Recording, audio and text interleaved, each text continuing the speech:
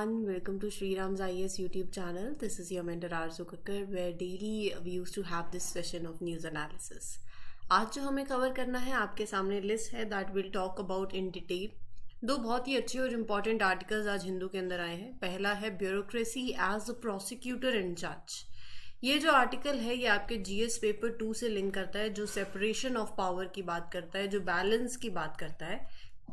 इसको समझने के लिए ना आपको पहले जन विश्वास जो बिल है, अमेंडमेंट जो हुई है, अमेंडमेंट ऑफ प्रोविजंस, तो बेसिकली द नेम इज जन विश्वास अमेंडमेंट ऑफ प्रोविजन बिल 2023. इसको डिस्कस करना पड़ेगा. अगर आपने ये समझ लिया तो जो आर्टिकल में मेंशन्ड है वो आपके लिए बहुत ही सिंपल, सॉर्टेड, आसान सा हो जाएगा. तो यहाँ पर ये चीज कवर करेंगे आज हम, directly indirectly whatever you consider it as. तो ये चीज आपकी एक बिल कवर होगा. वो बिल के फीचर्स, उसकी जरूरत क्या थी, उसमें क्या प्रोविजंस हैं जो कंसर्निंग है, जिसकी वजह से ये आज आर्टिकल आया है. Are you getting my point? So this editorial is linked with this bill, so you can take it like कि आप ये बिल कवर कर रहे हो. ठीक है. Then you have is India sugar surplus leading to a crisis. हम लोग शुगर सरप्लस हो गए हैं, टॉप प्रोड्यूसर हो गए वर्ल्ड में, ब्राजील को भी पीछे छोड़ दिया है. लेकिन क्या इंडिया का sugar surplus is leading to a crisis? Which type of crisis they are referring to, they are indicating? So ये हमें जानना है. ये आपके जीएस पेपर 2, जीएस पेपर 3 के लिए भी इंपॉर्टेंट आर्टिकल है. Then you have these 3 articles. Manas national park news में है, भू विजन क्या है, और clouded leopard. So these are the 3 articles जो आपके प्रीलिम्स के लिए इंपॉर्टेंट है. तो मैप में देखेंगे मानस नेशनल पार्क को, और यूपीएससी स्पेशल से तो जिस तरीके से सवाल पूछ ही रही है तो इस जग जाहिर है, इसीलिए विल टॉक अबाउट इट. जिस तरीके से यूपीएससी सवाल पूछती है वैसे फीचर्स देखेंगे इसके. और भू विजन क्या है, सो ये भी आपके जीएस पेपर 2 से भी लिंक करता है. ठीक है. तो जैसे जैसे सेशन में आगे बढ़ेंगे वैसे वैसे चीज़ें आपको क्लियर होती जाएंगी. उससे पहले सेशन अच्छा लगता है तो please mark your attendance by liking this session, share it with other friends and don't forget to subscribe to the channel. शुरू करते हैं आज का session and let's move further with the first article. Bureaucracy as a prosecutor and जज. तो यहाँ पर जैसे कि मैं बता रही थी, जन विश्वास अमेंडमेंट ऑफ प्रोविजन बिल 2023 को समझना जरूरी है. ये बिल क्या कहता है? ये bill basically is like the bill is like a set of changes to some important laws. वो लॉज कौन से है वो मैं आपको बताऊंगी. तो ये बिल जो है it is like a set of proposed changes to some of the important laws that government wants. जैसे environment का हो गया, agriculture related law, media, industry, cinematography और IT, trade, ये सारे domains के अंदर जो laws हैं, 42 central acts हैं that are administered by 19 ministries. ये bill amend कर रहा है total 183 provisions को in these act. ऐसा क्या है इसमें? इस बिल का मेजर ऑब्जेक्टिव ये है कि माइनर ऑफेंस को डीक्रिमिनलाइज करना that do not involve any harm to public interest और national security and replace them with civil penalties और एडमिनिस्ट्रेटिव एक्शन. समझ कुछ नहीं आया है तो समझ लेते हैं. देखो ये बिल कह रहा है कि एग्जाम्पल देती हूँ, आपने कोई छोटी सी मिस्टेक करी, आपके पापा ने आपको बहुत ज़्यादा डांट लगा दी, बुरा लगता है. तो हम ये बोलते हैं ना कि इतनी सी तो मिस्टेक करी थी और इतनी बड़ी डांट लगा दी, राइट? गुस्सा करना था तो थोड़ा सा कर देते. तो ये बिल बेसिकली यही है. इस बिल का गोल ये है टू चेंज किस तरीके से माइनर ऑफेंसेस को ट्रीट किया गया है लॉज के अंदर. राइट नाउ होता क्या है, small actions are considered crimes also even though they don't really cause any harm to the public और दिस कंट्री सिक्योरिटी. तो गवर्नमेंट क्या चाहती है, it wants to change that. Government wants to make these minor offences less severe, decriminalize. आप क्या करना चाह रहे हो, उसको पनिशमेंट्स को लेस सीवियर करना चाह रहे हो. मतलब instead of treating these minor offences as crime, government wants to replace them with आप कोई और पनिशमेंट दे दो. मतलब जेल भेजने से अच्छा आप कोई मतलब, और these new punishments won't involve like going to jail or facing criminal charges. They would be like fine पे कर दिया, और facing administrative actions like special rules, कुछ रिस्ट्रिक्शंस लगा दी. सो द रीजन क्या है इसके पीछे, कारण क्या है? कारण ये है कि देखो जस्टिस सिस्टम को थोड़ा लेस बर्डन करना है, बहुत अंडर प्रेशर है.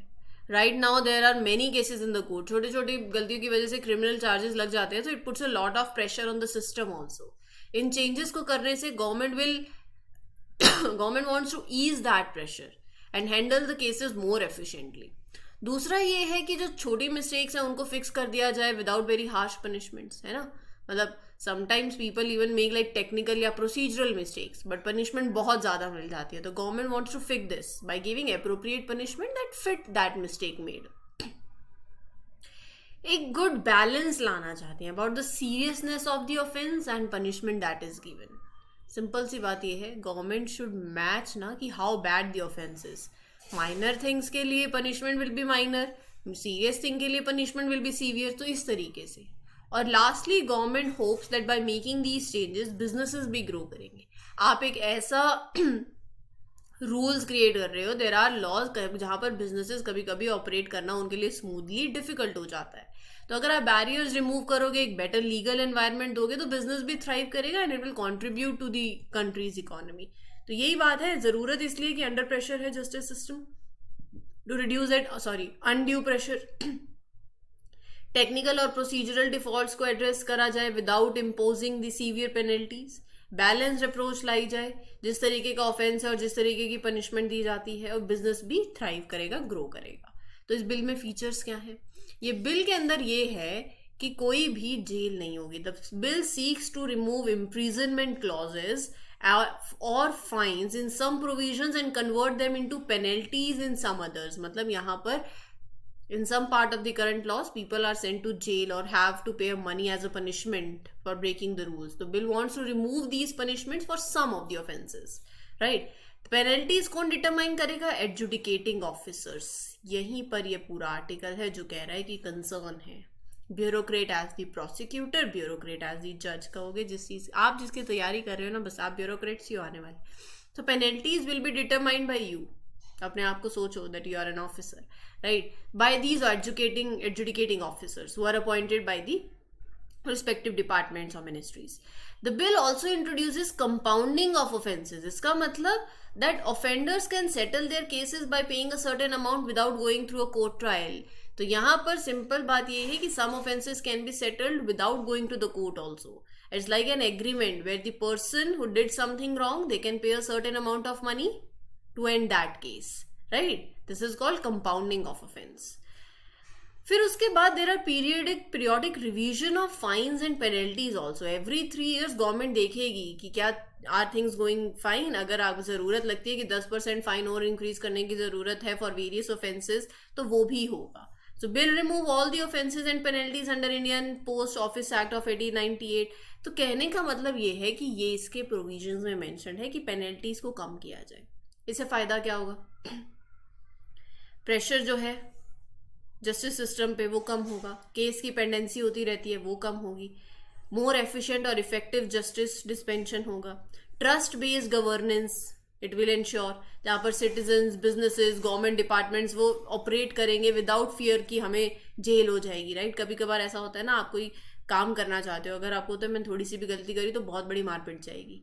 राइट, तो वो वहाँ पर जब ट्रस्ट बेस्ड गवर्नेंस आ जाता है, चीज़ें और ज़्यादा अच्छे से चलती है, बिजनेस ग्रो करता है, बिजनेस थ्राइव करता है.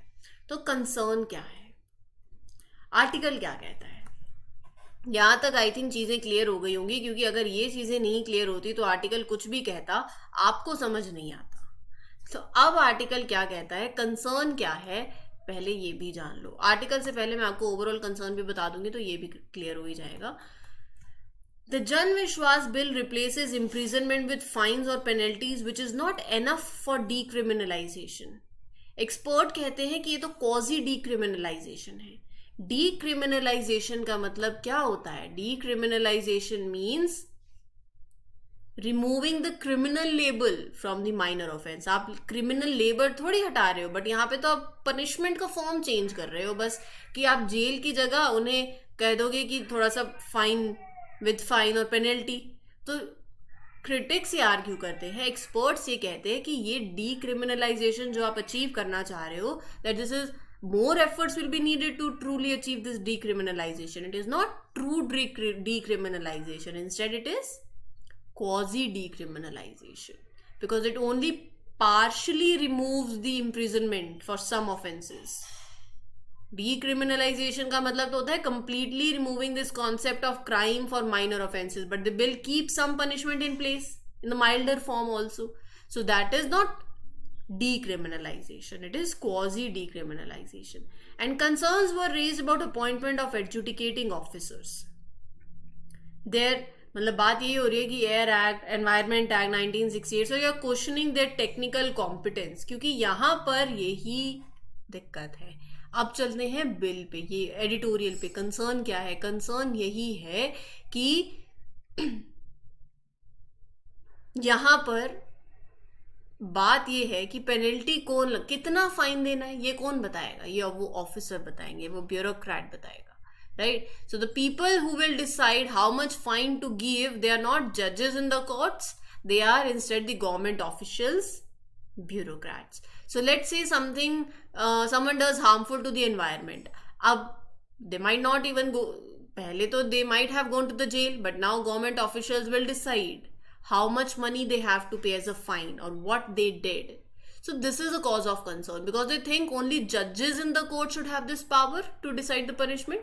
They think it's not fair for the government officials to both judge and the one who is deciding the punishment. Judge भी आप कर रहे हो, punishment भी आप decide कर रहे हो. You are the prosecutor, you are the judge, and this is not fair. ये separation of power के against है, right? So उसके अंदर larger question is whether giving the bureaucracy rather than the courts this power to not just adjudicate but also penalize or order compensation, it goes against the separation of power का जो essence है. Separation of power में देखो, although constitution के अंदर explicitly does not mandate the separation of power between judiciary and executive, लेकिन article 50 ये important है, ये याद में रखना. आर्टिकल 50 के अंदर यही है, डायरेक्ट्स दी स्टेट कि आप इसको सेपरेशन ऑफ पावर को अचीव करो इन द ड्यू टाइम. आगे जैसे जैसे आप बढ़ रहे हो, तो पहले चीजें मिक्सअप थी, फिर 1970s के बाद चीजें थोड़ा ठीक होने लगी थी for several state legislatures, right? तो यहाँ पर सेपरेशन ऑफ पावर होने लगी, लेकिन आर्टिकल कहता है कि आप वापस से चीजों को मिक्सअप कर दोगे. This law thinks basically by this coming of new law, people think that we might be going backward and mixing things up again, right? अब इस आर्टिकल में 3 इंपॉर्टेंट चीजें हैं. पहला वो कह रहे हैं कि bureaucracy has tried 3 different routes to capture the judicial power. कैसे? By creating judicial tribunals. By creating judicial tribunals, ministry began creating these tribunals to take various judicial functions. Right? Most of these tribunals were created in this manner to give bureaucrats that opportunity to be appointed as to be in the tribunals as the technical members. तो यहाँ पर फिर उनकी entry हो गई judiciary tribunals में. दूसरा, like Competition Commission of India. There are several regulatory bodies which have those powers to punish the private sector, right? With fines and other things.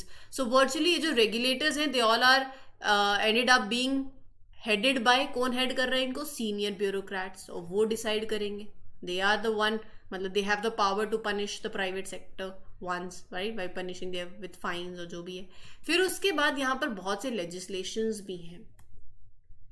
Prevention of Money Laundering Act, IT Act, food safety standards act. इसके अंदर union government created the role of adjudicatory officers. और ये adjudicatory officers कौन होंगे? They are always bureaucrats. तो ये बात हो रही है इसके अंदर.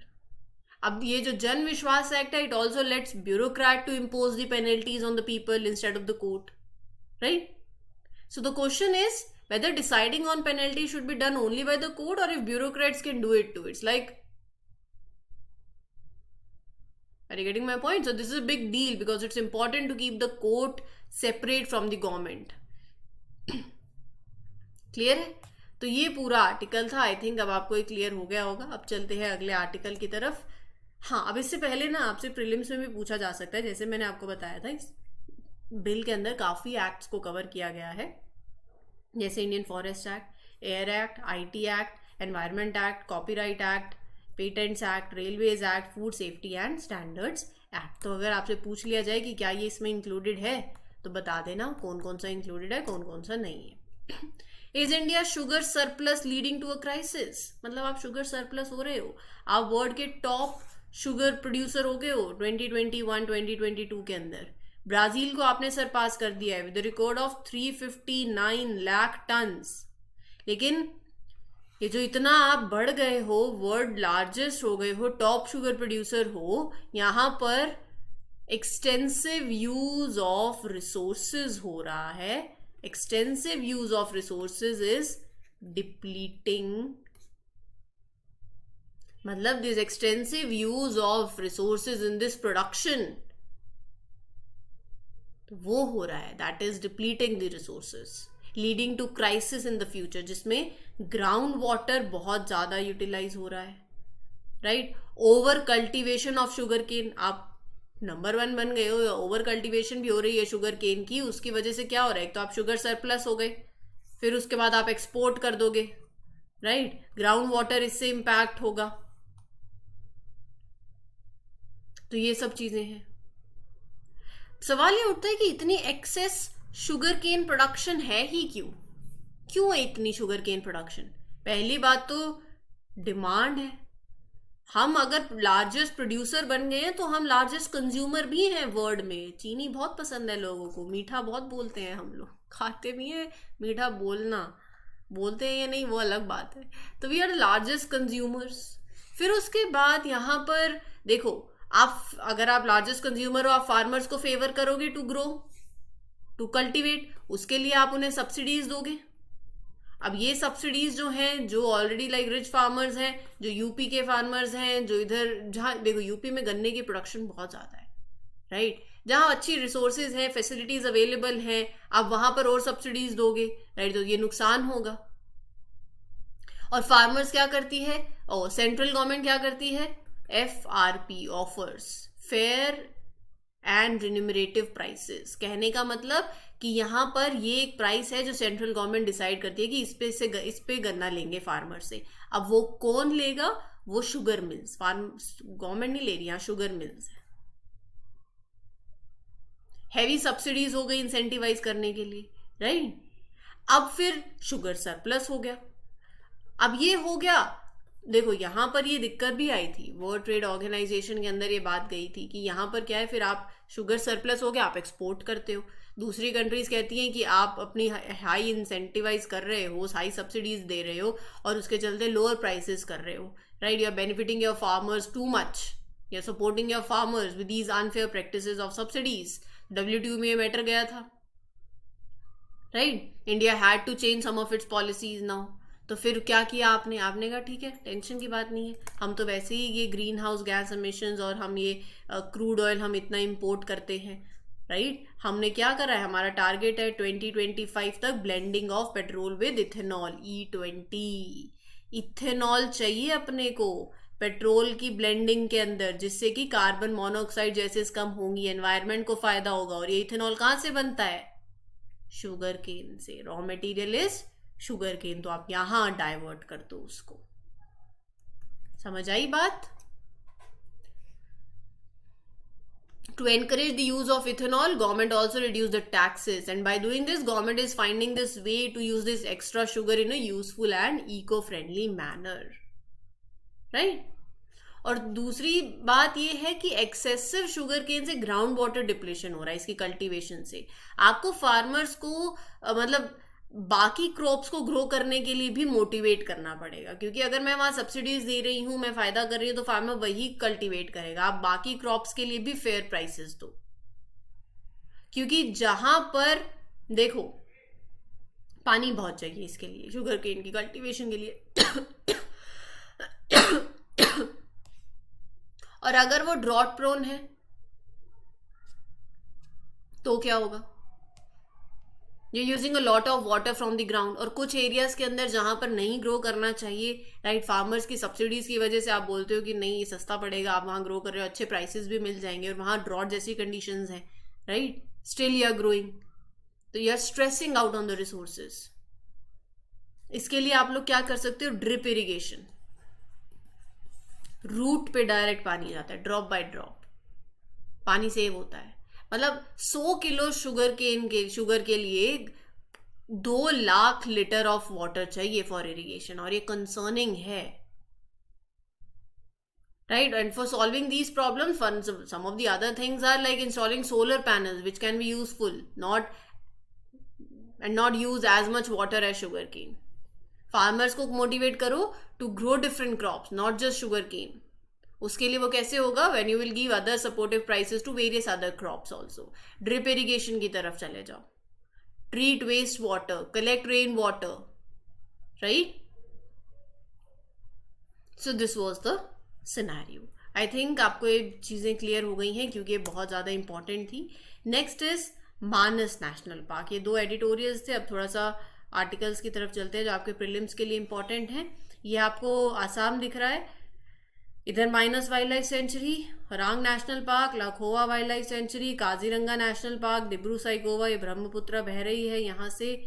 मैप में आज आसाम घूम के आना है, पहले भी हम घूम चुके हैं काफ़ी बार, तो आज वापस से घूमना क्योंकि ये इम्पॉर्टेंट है। और ये आसाम के अंदर जब आप जाओगे तो ये आपका मानस वाइल्ड लाइफ सेंचुरी, मानस नेशनल पार्क है, जहाँ से मानस नदी बहती है और ये जो है ब्रह्मपुत्र की ट्रिब्यूटरी है, राइट? ये नेशनल पार्क भी है, ये टाइगर रिजर्व भी है, biosphere reserve, elephant reserve, UNESCO world heritage site भी है। फुटहिल्स ऑफ हिमालयाज पे है, आसाम के अंदर है। भूटान का रॉयल मानस नेशनल पार्क उसके साथ कॉन्टेजियस है। यहाँ पर आपको सब हिमालयन ग्रासलैंड इकोसिस्टम देखने को मिलेंगे, और आसाम रूफ टर्टल, हिस्पेड, गोल्डन लंगूर, पिग्मी हॉक, मानस रिवर बहती है जो ब्रह्मपुत्र रिवर की ट्रिब्यूटरी है। अगला है revolutionary IoT based automated soil testing platform BhuVision was officially launched at Hyderabad. Indian Council of Agricultural Research and Indian Institute of Rice Research, they launched it. ये क्या है? कृषि रास्ता सॉयल टेस्टिंग सिस्टम, जिसके अंदर फार्मर्स को बहुत help मिलेगी।